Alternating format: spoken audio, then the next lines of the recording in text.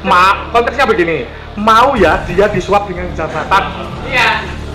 Menurut saudara itu tuduhan atau bukan? Itu tuduhan. Iya, akhirnya Prof. Aceng kemudian mengakui bahwa narasi seperti itu bisa menjadi tuduhan. Ini adalah sebuah pertanyaan cerdas daripada jaksa untuk kemudian memastikan apakah narasi Gus Nur bersama Bang Bantri yang menyatakan mau ya dia disuap. Nah, ternyata jawaban Prof. Aceng ini kemudian mengejutkan para kuasa hukum. Untuk lebih jelasnya kita akan kupas di Gagasan Progresif 79.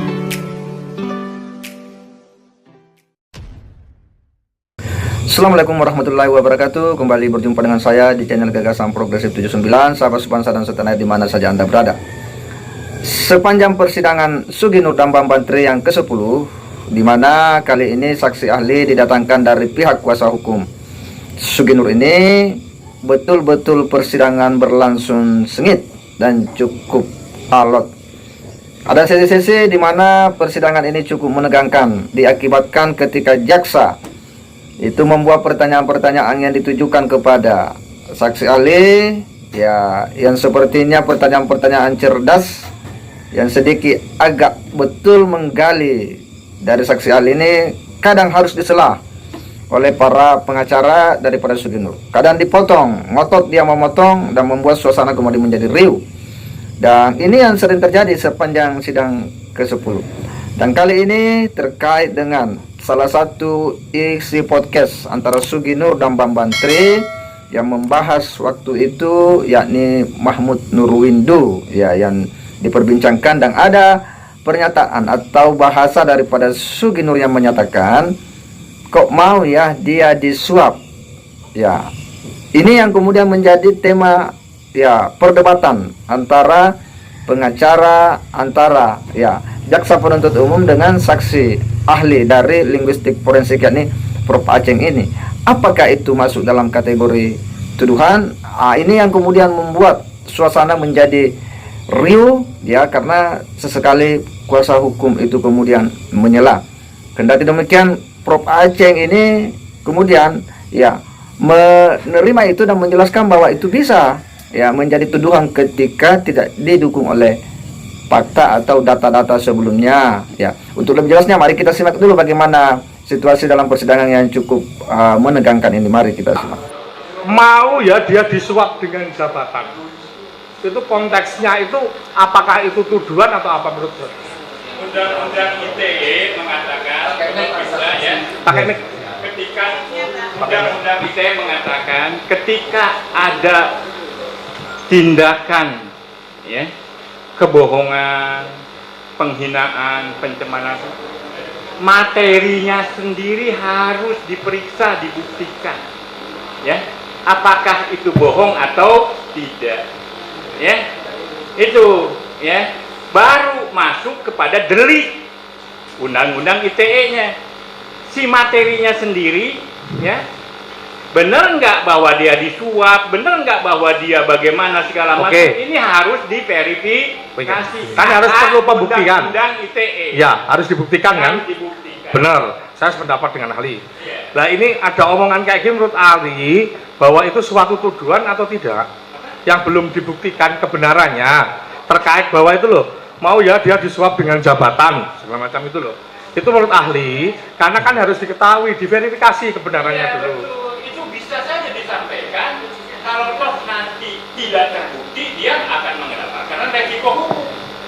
Itu resiko hukum ya? Iya, kalau Resiko memang hukum. terbukti, Oke. ya, dia nggak mendapatkan resiko itu. Hanya ini persoalan media, ya. Oke. Gitu. Tahapannya itu tidak langsung pidana, Oke. tapi somasi. Oke. Ya. Yang satu Anda bisa keberatan, itu keberatan. Saya tidak begitu loh.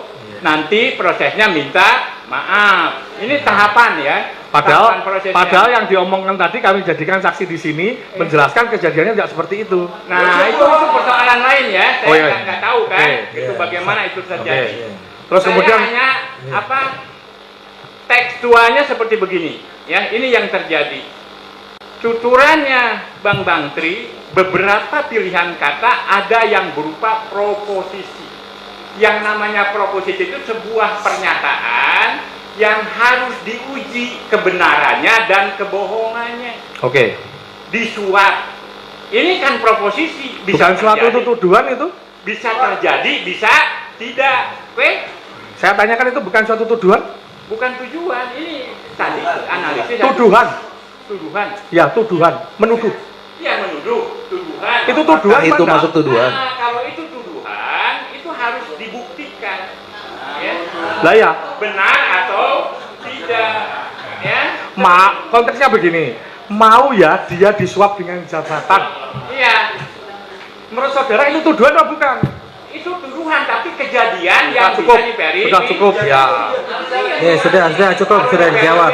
Ya, sudah Tuduhan dijawab. majelis hakim. Ya, sudah dijawab. Ya. Tolong Saya tidak pernah menyela saudara loh. sebentar sabar ya. Di sini ini tolong ini sidang ya. Kita sudah sore, sudah tele-tele tadi. Begitu sengit ya kita lihat situasi persidangan, dan saya melihat bahwa jaksa penuntut umum ini betul-betul cukup cerdas ya. Dia mendesain sebuah pertanyaan yang membuat Prof. Aceng ini kemudian tidak bisa terlalu jauh membangun rasionalisasi, karena pilihannya ya apakah itu tuduhan atau tidak dari sebuah pernyataan yang keluar daripada ya Gus Nur ya, yang mengatakan kok mau ya disuap. Nah, ini yang kemudian diolah oleh jaksa. Apakah itu ya sebuah tuduhan atau bagaimana? Dari pertanyaan ini memang agak sulit untuk seorang yang akan menjawab itu kemudian bisa membuat rasionalisasi terlalu panjang, karena ini memang sebuah pertanyaan yang hanya membutuhkan jawaban ya atau tidak. Ya, dan ini menurut kita adalah jaksa ini cukup cerdas juga ya, memilih sebuah diksi kata untuk sebuah pertanyaan yang menggambarkan sebuah pernyataan daripada Gus Nur saat dia melakukan podcast bersama Bambang Tri Mulyono. Dan Prof. Aceng ya, sekalipun dia mencoba melakukan rasionalisasi yang cukup panjang ya, yang agak logis, tetapi jaksa ini memang pintar untuk kemudian sesekali menegaskan pertanyaan itu, yang pada akhirnya Prof. Aceng pun mengakui ketika jaksa mengatakan bahwa apakah pernyataan itu kok mau ya disuap, ada muatan tuduhan ya. Prof. Aceng pun mengatakan ya itu bermuatan tuduhan, cukup. Nah, jaksa di situ menyela bahwa cukup, sudah terjawab. Artinya apa? Bahwa keterangan Prof. Aceng ini sebenarnya sudah berkorelasi dengan keterangan-keterangan para saksi sebelumnya yang didatangkan oleh jaksa, bahwa ya memang itu bermuatan di sana, ada muatan dari isi podcast tersebut. Ya. Dan apa yang disampaikan oleh Prof. Aceng ini ya, rasionalisasinya sebenarnya adalah bahwa ketika sebuah pernyataan yang bernuansa, yang berpotensi ya tuduhan tidak diiringi dengan sebuah data-data, tidak diiringi dengan sebuah fakta-fakta, tidak diawali dengan sebuah verifikasi atau validasi ataupun tabayun, maka itu bisa jatuhnya pada itu tadi, bisa jatuh pada muatan tuduhan.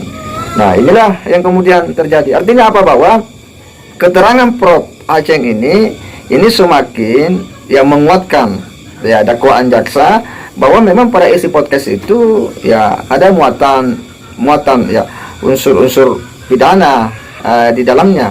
Dan kali ini ya saya kira bahwa Gus Nur tidak bisa mengelak lagi, sekalipun para pengacara ini selalu menyelah, selalu mencoba memotong ketika dia melihat mungkin ya bahwa ada pertanyaan daripada jaksa ini yang agak-agak sedikit menjebak saksi ahli, dia tiba-tiba langsung masuk mencoba untuk kemudian menyelah ya, sehingga membuat suasana persidangan kemudian menjadi panas, karena jaksa ya itu mengembalikan bahwa ketika dia yang bicara dia jarang menyelah, tetapi giliran dia yang menanyai saksi ahli, ini banyak dan sering disela atau dipotong pembicaraannya. Ini yang kemudian membuat suasana persidangan kemudian menjadi riuh ya, ribut-ribut. Dan ini adalah persidangan ke-10. Yang jelas bahwa fakta-fakta persidangan, keterangan-keterangan ahli dan sejumlah dinamika persidangan yang muncul ini tentu menjadi ya salah satu dari ya hal penting, karena fakta persidangan itu menjadi penting dicermati oleh hakim